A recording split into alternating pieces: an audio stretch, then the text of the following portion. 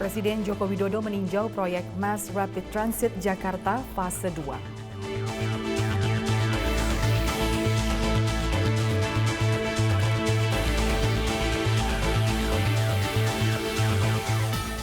Dalam konferensi pers, Polres Metro Jakarta Utara menyampaikan tidak ditemukan adanya tindak pidana terhadap korban jasad ayah dan anak di Koja.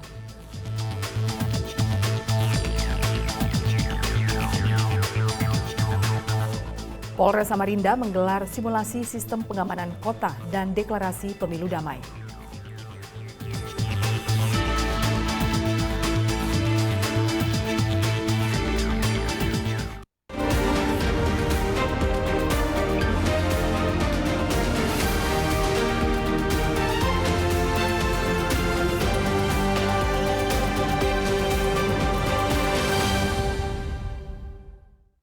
Selamat petang pemirsa, Presisi Petang kembali hadir edisi Jumat 15 Desember 2023. Selain 3 berita utama tadi, selama 1 jam ke depan kami juga menyiapkan sejumlah informasi terkini lainnya. Bersama saya Lydia Rotinsulu, inilah Presisi Petang selengkapnya.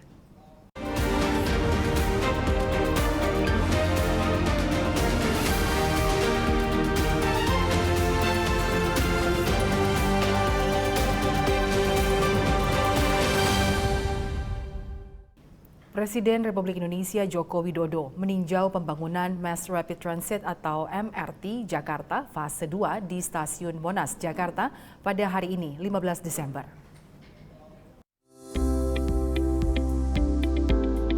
Agenda peninjauan pembangunan Mass Rapid Transit Fase 2 di Stasiun Monas pada 14 Desember 2023, Presiden Joko Widodo didampingi oleh Menteri Perhubungan Budi Karya Sumadi dan pejabat Gubernur DKI Jakarta Heru Budi Hartono.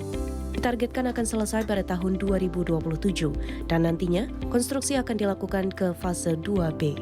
Dari target saya kira bagus. Saya tadi melihat terowongannya dari sini sama HI juga sudah selesai. Bagus. Tinggal nanti teruskan ke yang fase 2B dari kota ke Ancol. Kita harapkan nanti di 2027. Ini pekerjaan yang tidak mudah karena harus bekerja di dalam keramaian Jakarta, juga yang di bawah waktu membuat tunnel terowongannya juga bukan sesuatu yang gampang. Memang, tapi progresnya sudah di atas target.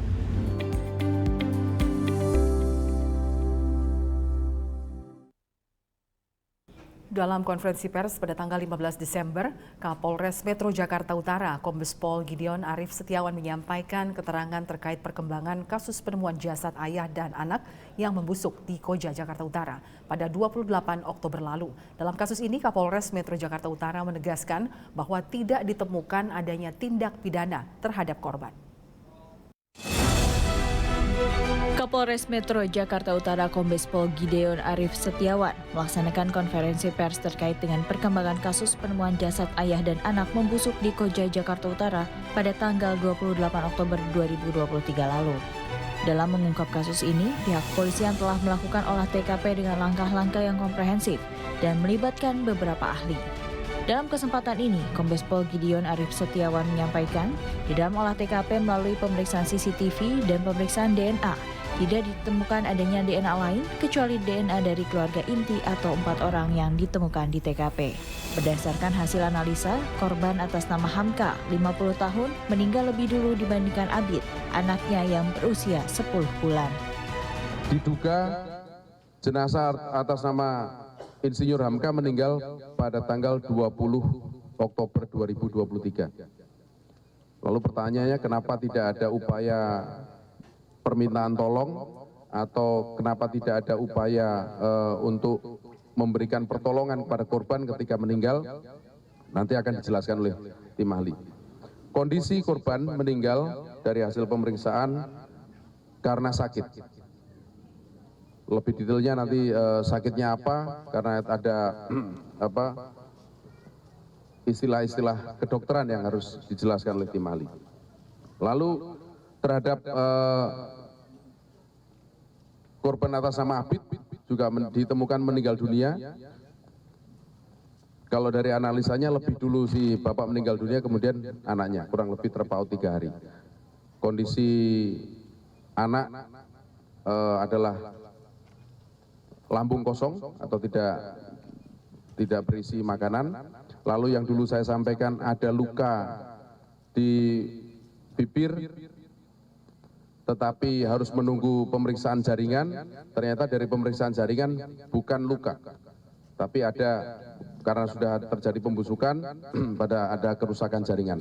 Yang mengalami luka adalah di bagian pelipis, tapi tidak mengakibatkan luka yang signifikan terhadap kematian.